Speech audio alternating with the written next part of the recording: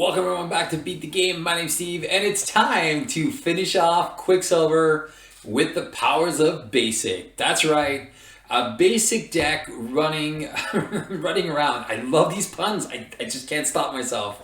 Running only basic cards. I think is going to be super efficient and extremely powerful. Now I know these neutral cards you can include in a lot of the other decks, especially leadership, and we'll be talking about some of these cards that are easy ins in all of the aspects that we're playing, just to heighten up the effects that Quicksilver can have. There's like 2 signature cards that came in his card kit as well that are in the basics that are just extremely powerful.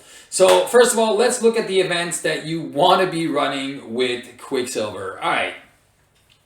So I think the first one, no questions asked, assess the situation, for me is one of these new cards that I just can't get enough of. I'm like, for me, assess situation is just, it's not a mana fixer, it's a hand fixer.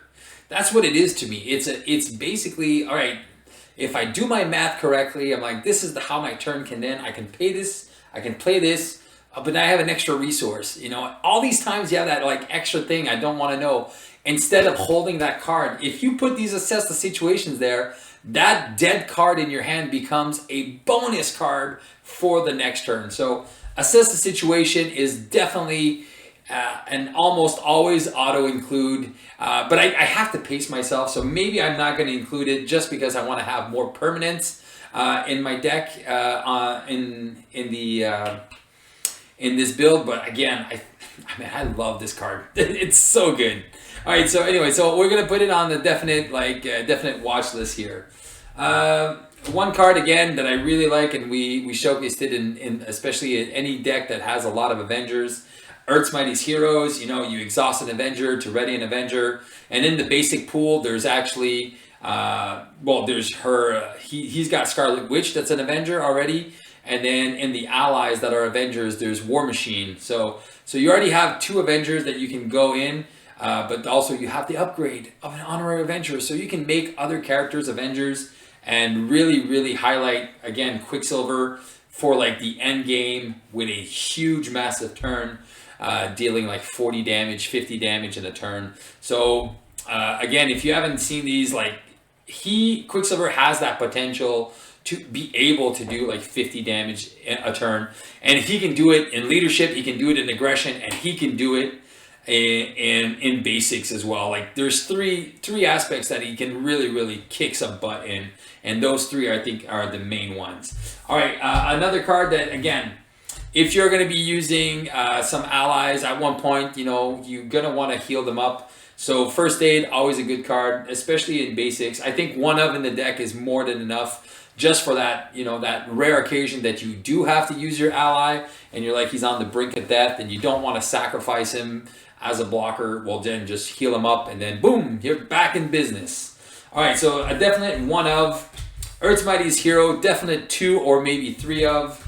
And assess the situation. If it was up to me, I'd run 3 all the time, but again, we want to try to keep his deck limited to as many limited to the least amount of events possible. And then there's the team up card, Order and Chaos. I did realize that I forgot to add it in a lot of the previous decks, but so Order and Chaos I think is a good team up card. It's a cancel effect when you have Scarlet Witch out, plus 2 damage. So I think that's really good. The only thing I'm a little disappointed about this card is it doesn't cancel the entire card. It's just a when revealed, so it's not as powerful as the protective ward of Doctor Strange or the grappling hook of Black Widow, but it is still a pretty cool team up card for these guys. All right, so those are the events that made the cut. Now let's look at the stuff that didn't make it. All right, so again, poor little Emergency. So Emergency doesn't make the cut. When the villain schemes, reduce the amount of threat by 1. For me, it's just, even though it's a 0 cost event, I don't want to be playing events in my Quicksilver deck. So, all right, Warning, same thing. If you would take any damage, reduce that by 1. I'm like, I have double defense most of the time. I'm like, not making the cut this one either. And then what are the other ones that are not making the cut? Haymaker, again, it's not a bad card. It's just 2 for 3 damage. It's not horrible, but it's not making the cut just because, again, I can do that damage just by myself. So I don't really need that event to do that. Same thing for To the Rescue. I'd rather pay for my double time to remove 2 threat and do 2 damage. So that's why Haymaker and To the Rescue, these guys don't really make the cut. Beat 'em up I like. If I'm playing Ultron, I am definitely running 3 of these. But if I'm not playing Ultron, I am not running this. Just because it's an event, it deal 1 damage to the villain and each minion engage with you. It's not a bad card. Again, I think this card is just Ultron specific. I think it has its room in a bunch of decks, but I think I'm going to see this card only when I'm playing against Ultron. And then the last event is Invulnerability. Even though I think it's a super strong card, that has, give your hero a tough status card that you can just absorb a damage. I think, again, I don't want to run too many events in my Quicksilver deck. I want them to be running all the time. So Invulnerability does not make the cut for me. All right, so we have the ones that make the cut and those that don't. Let's look at our support cards. Now, support cards for me are always going to make the cut. Most, like 99% of the time. All right, so first one we have is Avengers Tower. Again, if we have War Machine and Wanda, that's already 2 Avengers.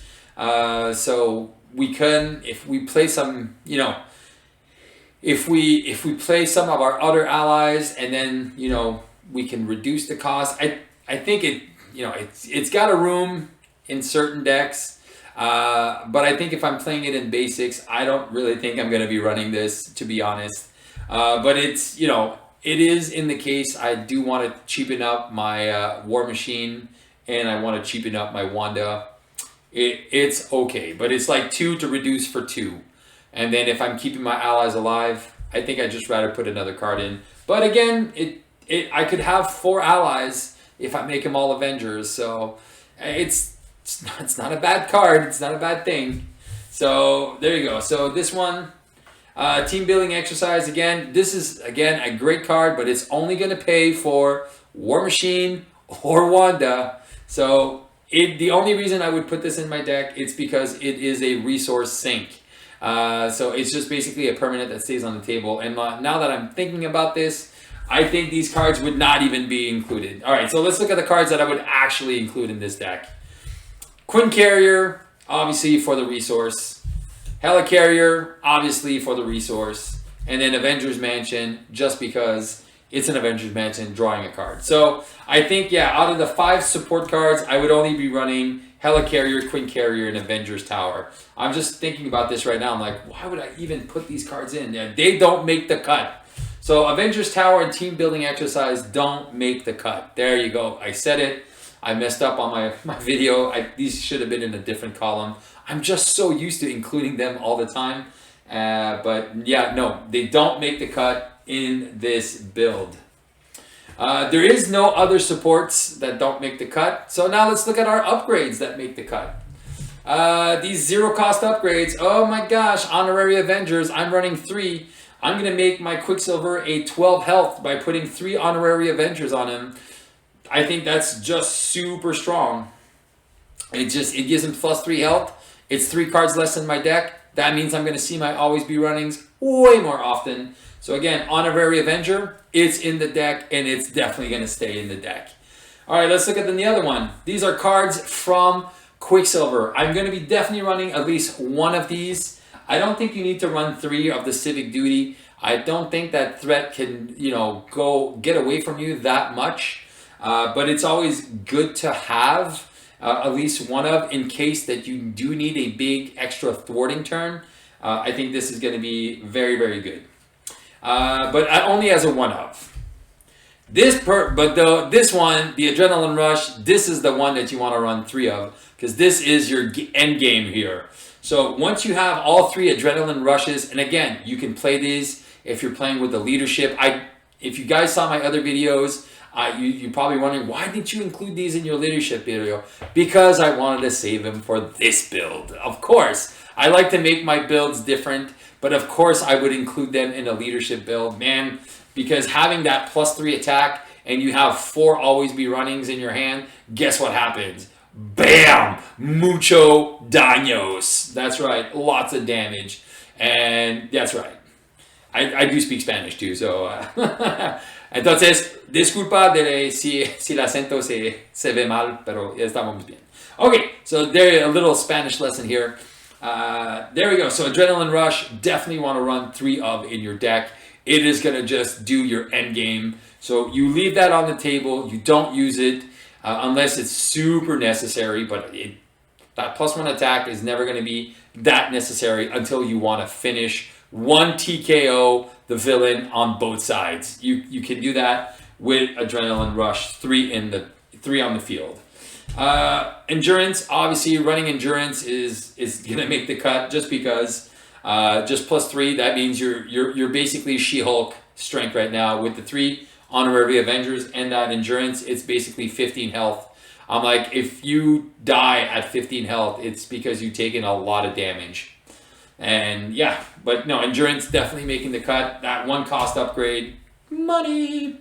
It's espionage. I put it in just because of the allies we're going to be playing, like Blocking Bird and Nick Fury. So I definitely would run 1 in my deck just in case something surges.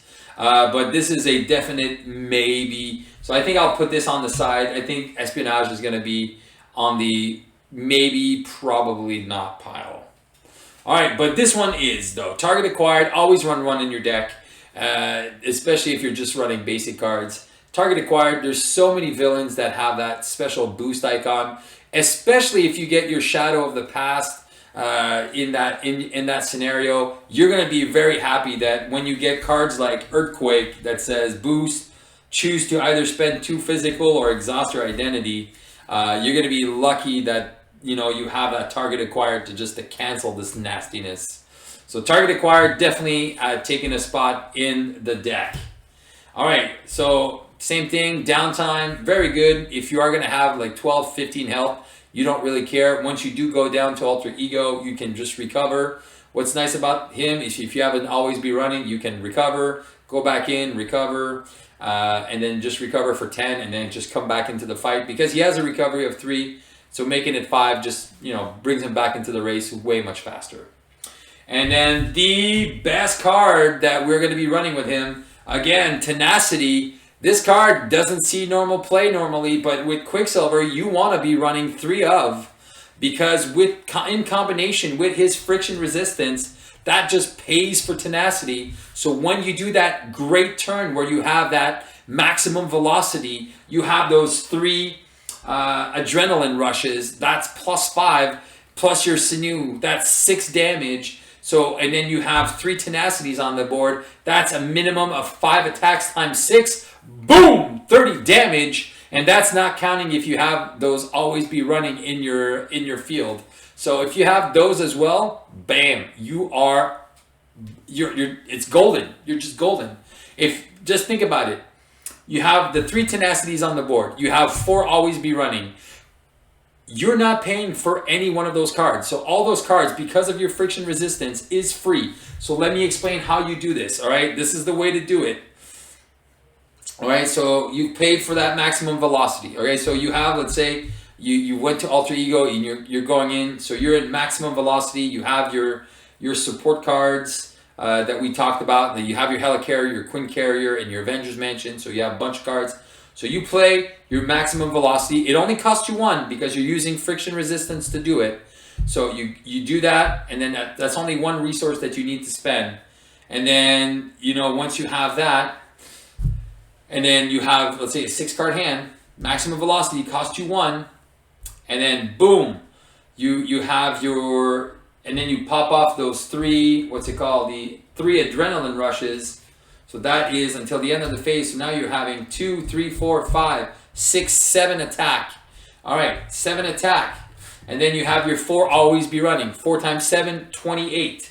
and then you have 3 extra ones. So 7 times 7 is 49 damage. Boom. And then because you have your friction resistance, it just pays for everything. So you attack, you ready up, ready friction resistance. You attack, use a friction resistance to ready up. Attack, use friction resistance to ready up. Attack, use friction resistance to ready up. Once you don't have any more, once you played your 4th one, then you use friction resistance to pay for tenacity. Ready up, ready friction resistance. Use the attack, use the 2nd friction resistance. Bam, down. So that is how the combo works. So you have a total of 8 attacks total. 8 times 7, guys, 56 damage. Like, you could basically kill a villain on a 2-player game like that. So again, there's a lot of setup involved, but oh my gosh, is that card broken. So Tenacity, definitely a super sleeper card that I've been exploring. I've been using in a lot of my combo games when I'm doing these super crazy achievements, like fire all my 10 arrows in one shot. Doctor Strange, do like 20 magic spells in one turn. All of these, like Super Puncher Hulk, where he's attacking 5, 6, 7, 8 times in a row. This is all cards that are set up with Tenacity. And what's great about it is you don't need leadership to pull off the extra damage and the extra big hand size to pull this combo off, because it can be done only in basics. Because of your friction resistance, that pays for everything. Broken card, because friction resistance is, there's no limit on it. So every time you ready Quicksilver, you ready your friction resistance and just go to town. Boom! Super combo. That is, again, and everyone, people say that basics is not an aspect. Man, basics has the power, the potential to be so powerful. Like, it's a complementary aspect that just, complements everything. But for me, it can be its own entity. And I call it like that, and I'll keep calling it like that until the day the designers tell me otherwise. And maybe then again some. No, not a shout out. There you go. All right, so here we go. Now, let's look at some of the other upgrades that didn't make the cut. So there is only a few. Resourcefulness, even though it's a great card if you want to thin out your deck, because once again you have that that card, that friction resistance. You just like, oh well, I'll pay this, ready up, and then I have a free resource. Oh, I can pay for something else. But again, this is all the only things. It's pretty simple. It's all the extra resource cards we're not running. So enhanced. We're not going to spend too much time on those. Again, very good. Normally you'd want to have the enhanced physiques to pay for those tenacities, but you don't need them because of friction resistance. Bam! So and the other card we're not running, it's the Sorcerer Supreme, because we're not a mystic. So that is the ones that don't make the cut.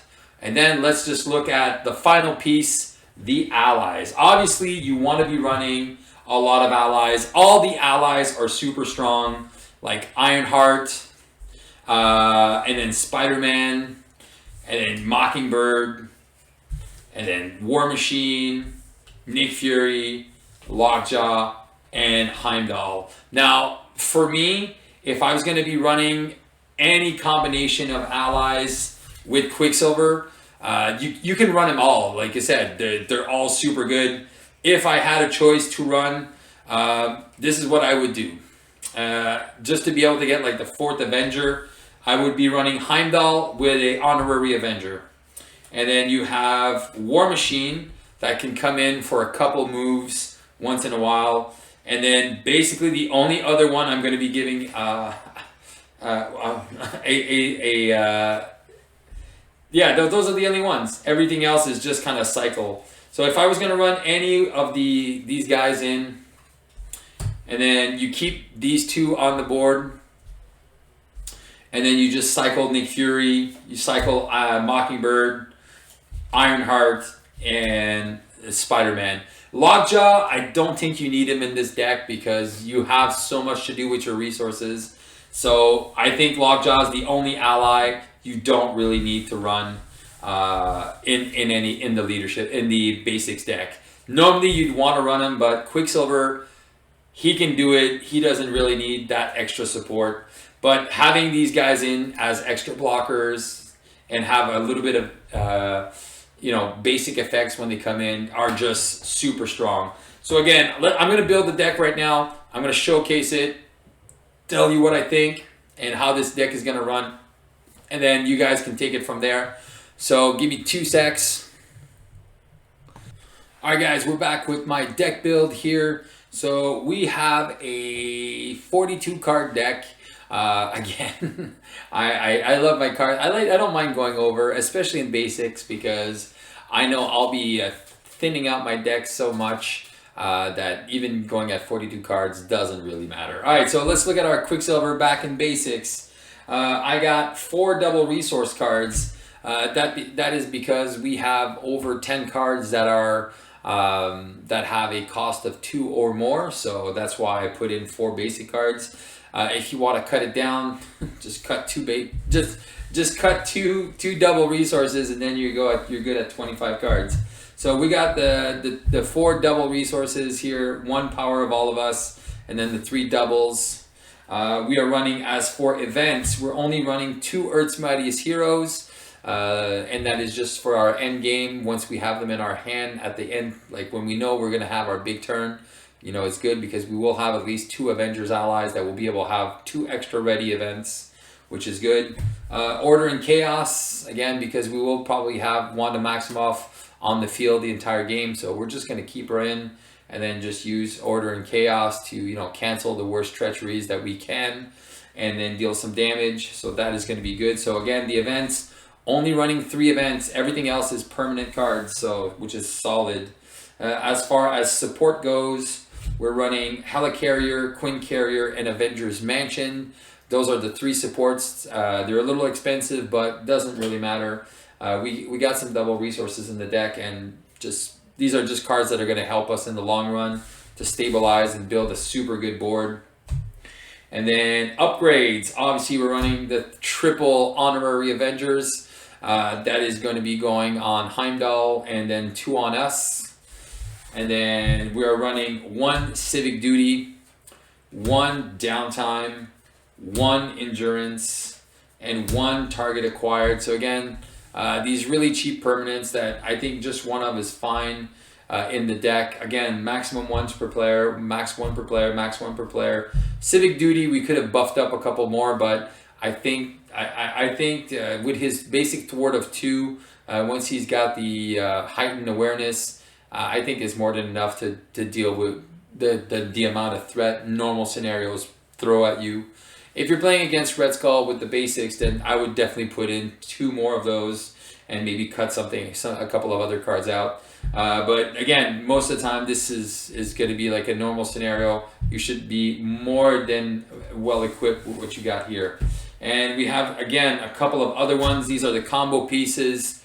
1, 2, 3, Adrenaline Rush.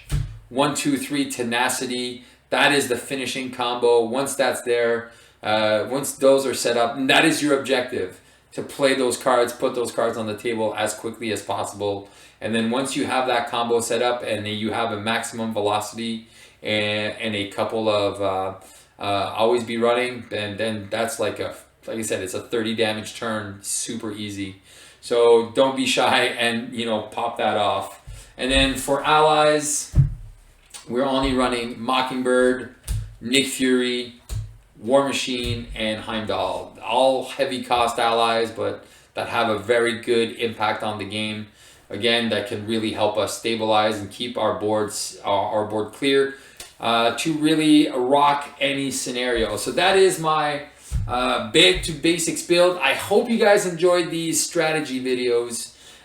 This is basically my character breakdown, the potential that this guy has with every aspect, including basics, my friends, including basics, how each character can perform in every aspect. So this was super fun for me because then I really get to share with you guys my thoughts, my strategies, how I go about thinking about something when I go into a scenario, what kind of strategy, and hopefully this I just saw some really nice comments.